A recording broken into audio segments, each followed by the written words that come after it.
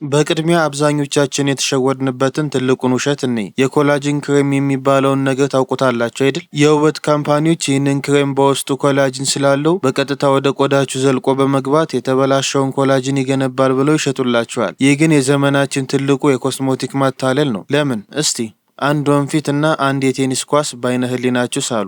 ወንፊቱ የእናንተ የፊት ቆዳ ሲሆን የቴኒስ ኳሱ ደግሞ በክሬም ውስጥ ያለው የኮላጅን ሞለኪውል ነው። ኮላጅን በተፈጥሮ እጅግ በጣም ትልቅ የሆነ ፕሮቲን ነው። ታዲያ ያንን ትልቅ የቴኒስ ኳስ ወንፊቱ ውስጥ ለማሳለፍ ብትሞክሩ ያልፋል? የፈለገውን ያህል ብትገፉት ኳሱ ከወንፊቱ ላይ ተንጠልጥሎ ይቀራል እንጂ ወደ ውስጥ ዘልቆ አይገባም። የምትገዙት ውድ የኮላጅን ክሬምም ልክ እንደዚሁ ነው። ቆዳቸው ውስጥ በመግባት የተበላሸውን የፊት ገጽታ ሊጠግን አይችልም። ታዲያ ክሬሞች ሙሉ በሙሉ ውሸት ናቸው እያልኩ ነው? አይደለም። ክሬሙ ፊታችሁ ላይ ሲቀመጥ እርጥበት ይሰጣችኋል። ቆዳችሁ ለጊዜው ለስላሳ ያደርገዋል። ሆኖም ግን ጠዋት ፊታችሁን ስትታጠቡ በውሃ ታጥቦ ይሄዳል። መፍትሄው ከውጭ ኮላጅን መቀባት ሳይሆን ሰውነታችሁ ከውስጥ የራሱን ኮላጅን እንዲያመርት ማድረግ ነው። እስቲ አሁን ቪዲዮውን ለሰከንድ አቁሙና አንድ ትንሽ ሙከራ አብረን እንሞክር። ይህ የህክምና ሙከራ አይደለም፣ ነገር ግን ቆዳችሁ ምን ያህል እርጥበት እንዳለውና የመለጠጥ አቅሙ በምን ሁኔታ ላይ እንዳለ በራሳችሁ እንድትረዱ የሚረዳ ቀላል ሙከራ ነው። አሁን በአውራ ጣታችሁና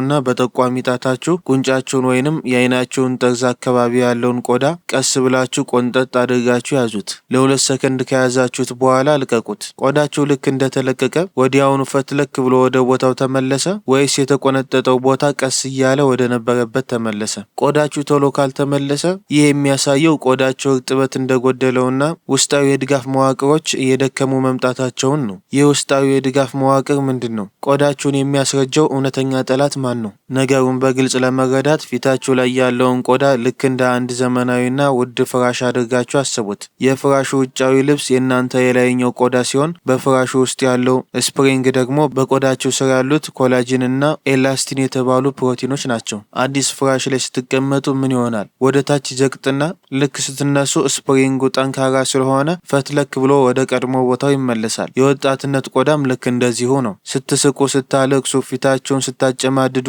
ቆዳችሁ ይሸበሸብና ልክ ስትረጋጉ ወደ ቦታው ይመለሳል። ነገር ግን የፍራሹ ስፕሪንጎች ከጊዜ ብዛት ዝገት ሲበላቸውና ሲሰባበሩ ምን ይፈጠራል? ፍራሹ አንድ ቦታ ላይ ጎድጉዶ ይቀራል። ፊታችሁ ላይ የሚወጣው ያ መስመር፣ ያ መጨማደድ ልክ እንደዛ የተሰበረ ስፕሪንግ ማለት ነው። ታዲያ ይህንን የፊታችሁን ስፕሪንግ የሚሰብረውና ዝገት የሚያስይዘው ማን ነው? አብዛኛው ሰው እድሜ ነው ብሎ ያስባል፣ ግን አይደለም። የመጀመሪያና እጅግ አስፈሪ ጠላት የፀሐይ ጨረር ነው። የፀሐይ ብርሃን ሁለት አይነት ጨረሮች አሉ፣ ዩቪቢ እና ዩቪኤ። ይህ የዩቪኤ ጨረር ደመና አልፎ ቆዳቸው ውስጥ ዘልቆ በመግባት ልክ እንደ መቀስ የፊታችሁን ስፕሪንግ ይቆራርጣል። ብዙ ሰዎች የማያስተውሉት ዋና ነገር ይሄንን ነው። ፀሐይ ቆዳቸውን ዛሬ አቃጥላ ነገ አታስረጅም። ነገር ግን ለ10 እና ለ15 ዓመታት ቀስ በቀስ በየቀኑ የፊታቸውን ስፕሪንግ እያበላሸች ትሄዳለች።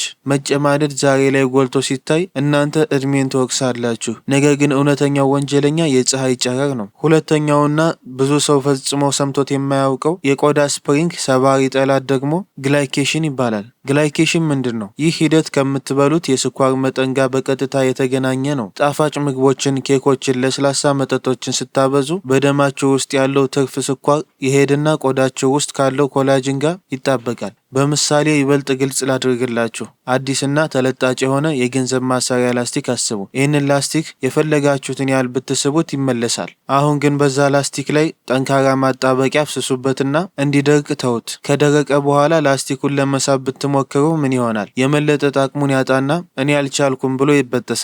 ስኳርን በቆዳችሁ ላይ የሚያደርሰው ልክ ይሄንን ነው።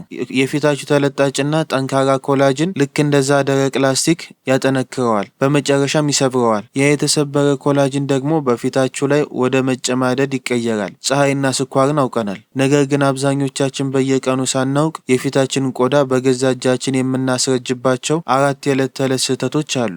እነዚህ ስህተቶች ካላስተካከላችሁ ዓለም ላይ ያለውን ውድ ክሬም ብትቀቡም ለውጥ አታመጡም። ስህተት 1 የፀሐይ መከላከያ አለመጠቀም። እኔ እኮ ፀሐይ ላይ አልወጣም፣ ቢሮ ውስጥ ነው የሚውለው፣ ዛሬ እኮ ደመና ነው፣ ፀሐይ የለም በማለት የፀሐይ መከላከያ አንቀባም። ቅድም እንዳልኳችሁ ቆዳን የሚያስረጀው የዩቪኤ ጨረር የመኪና መስታወትን ሆነ የቢሮ መስኮትን አልፎ ይገባል። በደመና ቀንም ቢሆን እስከ 80% የሚሆነው የፀሐይ ጨረር መሬት ላይ ይደርሳል። የፀሐይ መከላከያ አለመቀባት ማለት ያለ ጋሻ ለጦርነት እንደመሰለፍ ነው። ስህተት 2 ፊትን በከፍተኛ ሙቅ ውሃ መታጠብ። በብርድ ሰዓት ፊትን በሙቅ ውሃ መታጠብ ደስ የሚል ስሜት ይሰጣል። ነገር ግን ሳይንሱ ሲታይ እጅግ አደገኛ ነው። እስቲ በቅባት የተጨማለቀን ድስት በሙቅ ውሃ ስታጥቡት ምን እንደሚሆን አስቡት። ሙቅ ውሃ ቅባቱን አስለቅቆ ድስቱን አያጸዳውም። የፊታችሁ ቆዳም በተፈጥሮ ስትራተም ኮርኒየም የሚባል እጅግ ጠቃሚ የሆነ የተፈጥሮ መከላከያ የቅባት ሽፋን አለው። ፊታችሁ በሙቅ ውሃ ስትታጠቡት ይህንን ወሳኝ የቅባት ሽፋን ታስለቅቁታላችሁ። ከዚያስ ቆዳችሁ ልክ እንደ መሬት ይደርቃል፣ ይሰነጠቃል እና ለመጨማደድ የተጋለጠ ይሆናል። ስህተት 3 የስኳር መብዛት። ይህ ማለት ጣፋጭ ነገር ፈጽሞ አትብሉ ማለት አይደለም። በአንድ ሰርግ ላይ በበላችሁት ኬክ ወይንም ጣፋጭ ምክንያት ፊታችሁ አያረጅም። ጉዳዩ የዕለት ተዕለት ልምድ ነው። በየቀኑ ቡና ላይ የምትጨምሩት 3 ማንኪያ ስኳር፣ በየቀኑ የምትጠጡት ለስላሳ፣ በየቀኑ የምትበሉት ብስኩት፣ ይህ የተደጋገመ ጣፋጭ ነው የፊታችሁን ስፕሪንግ በማጣበቂያ እንደተደረገበት ላስቲክ የሚያደርቃችሁ። ጣፋጭን መቀነስ ለጤናችን ብቻ ሳይሆን ለፊታችሁም ወጣትነት እጅግ ወሳኝ ነው። ስህተት 4 ፊትን ትራስ ላይ ደፍቶ መተኛት። ይህ ዋናና ቁጥር 1 ጠላት ባይሆንም ትልቅ አስተዋጽኦ አለው። ጭንቅላታችሁ በአማካይ 4 ወይንም 5 ኪሎ ግራም ይመዝናል። ማታ ስትተኙ ይህንን ክብደት ፊታችሁ ላይ አሳርፋችሁ ስትተኙ ምን ይፈጠራል? ቆዳችሁ ይጨማድዳል፣ ይታጠፋል። ይህንን በየቀኑ ለ8 ሰዓት ለ10 እና ለ20 ዓመት ስታደርጉት ጠዋት ስትነሱ የምታዩቸው እነዛ ጊዜያዊ የትራስ መስመሮች ወደ ቋሚነት ይቀየራሉ። በተቻለ መጠን በጀርባ መተኛት ልመዱ። ስህተቶችን አውቀናል። አሁን ወደ እውነተኛ መፍትሄ እንምጣ።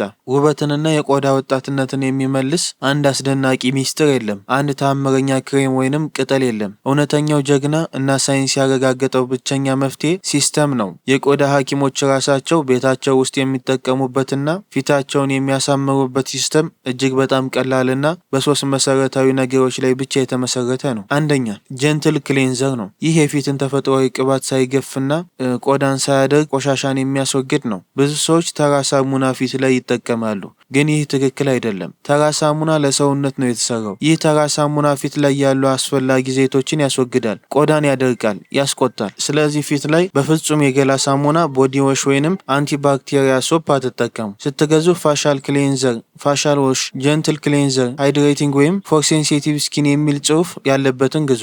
ኢትዮጵያ ውስጥ በአብዛኛው የሚገኘው ሴራቪ፣ ሴታፊል ወይም ኒትሮጂና የሚባሉ ምርቶች ታገኛላችሁ። ከሀገር ውጭ ላላችሁ ደግሞ ከነዚህ በተጨማሪ ላሮቺ ፖዚ የሚባል አለ። ሁለተኛው ሞይስቸራይዘር ነው። ይህ የተጎዳን የቆዳ መከላከያ ሽፋንን የሚጠግን እና ቆዳችሁ በቂ እርጥበት እንዲያገኝ የሚያደርግ ነው። በቀላሉ ቆዳ እንዳይደርቅ፣ እንዳይሻክርና ለስላሳ እንዲሆን ይረዳል። ኢትዮጵያ ውስጥ በአብዛኛው የሚገኘው ሴራቪ ሞይስቸራይዘር እንዲሁም ሴታፊል ሎሽን ወይንም ኒትሮጂና ሃይድሮ ቡስት እነዚህን ማግኘት ትችላላችሁ። ሶስተኛ የፀሐይ መከላከያ ወይንም ኤስፒኤፍ። ይህ ቆዳን ከተጨማሪ ጉዳት የሚከላከል የፊት ጋሻ ነው። በተለይ ከፀሐይ ጨረር የሚወጣውን ጉዳት ይቀንሳል፣ ፊት እንዳይጠቁር ይረዳል፣ ቆዳ ፈጥኖ እንዳያረጅ ይጠብቃል። እንዴት እንጠቀማቸው? አንደኛ ጠዋት ይህን አድርጉ። ደረጃ 1 ጀንትል ክሌንዘር፣ ፊታችሁን በክሌንዘር ታጠቡ። ደረጃ 2 ሞይስቸራይዘር፣ ፊታችሁን ከታጠባችሁ በኋላ ሙሉ በሙሉ ሳይደርቅ ሞይስቸራይዘር ተቀቡ። ደረጃ 3 ፀሐይ መከላከያ፣ መጨረሻ ላይ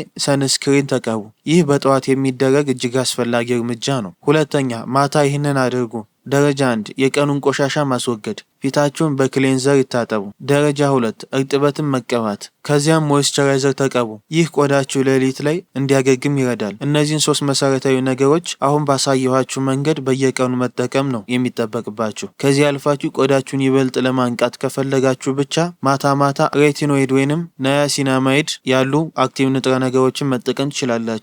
ሬቲኖይድ ማለት የቆዳችሁን ሴሎች በፍጥነት እንዲታደሱና ያ የተሰበሩ ኮላጅን እንዲጠገን ትዕዛዝ የሚሰጥ ማለት ነው። ለውጥ ለማየት ግን ትዕግስት ያስፈልጋል። ቆዳ ራሱን ለመቀየር ቢያንስ 28 ቀን ይፈልጋል። ስለዚህ በአንድ ቀን ውጤት አትጠብቁ።